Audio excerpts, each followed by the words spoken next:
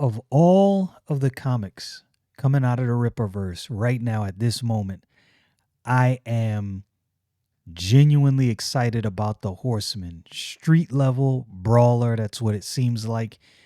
And there was a trailer, a teaser trailer, in the true sense of the word teaser, because we aren't given much. You see Horseman, and it's very short, sweet, and actually to the point. I really, I kind of liked it. I wish I had more, but I in some ways understand why this was done this way.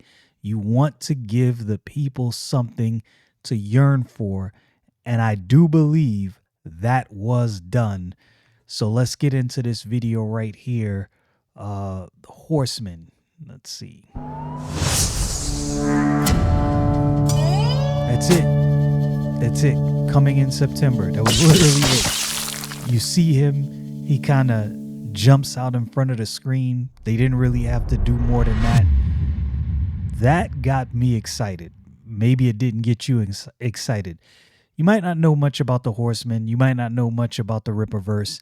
So if you go to ripperverse.com, they actually have a brief description of all of the characters they have released and introduced thus far through the comic books. Introduction. I'm pissing off a better class of hoods these days. I guess that's a comment from the Horseman.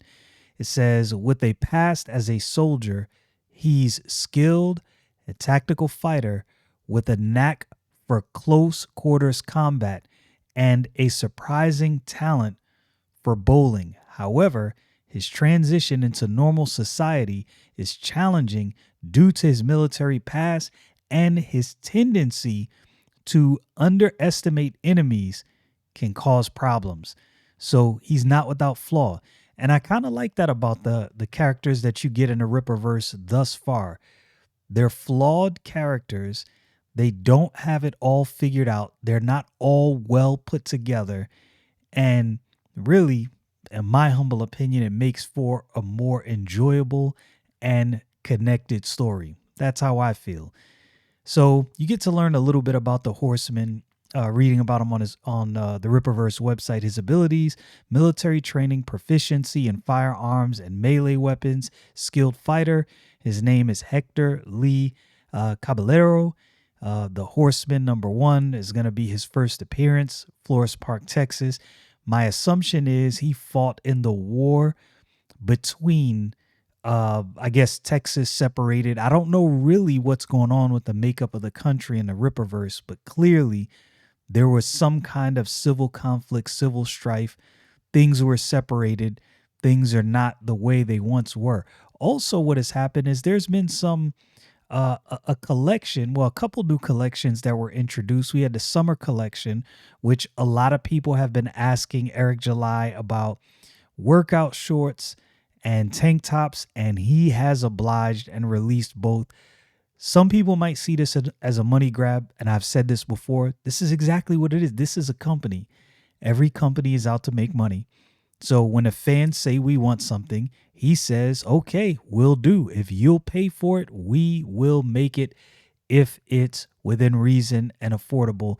Also, there's a release of some old ISOM or ISOM #1 covers that you can now get CGC signed copies of, and it's actually done well. He's already sold $92,579. I think if I logged in, it would actually be more, because often when I'm not logged into my account, I'll check this number and it's actually slightly lower than the true numbers actually are. So he's got a lot of different things going on, and he is maximizing the enthusiasm of the fan base as he should. And he is providing quality content, things that the fans actually want, and he is being rewarded for that. I have no issue with that. I have no issue with that whatsoever. I like the way the business is being conducted. I like the stories that are coming out, and the Horseman definitely has me super excited.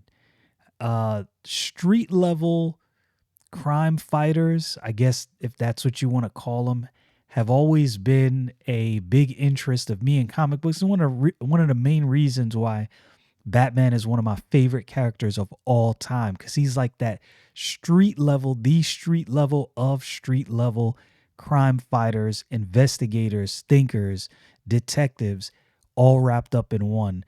It seems like the Horseman is going to be a rough around the edges version of that.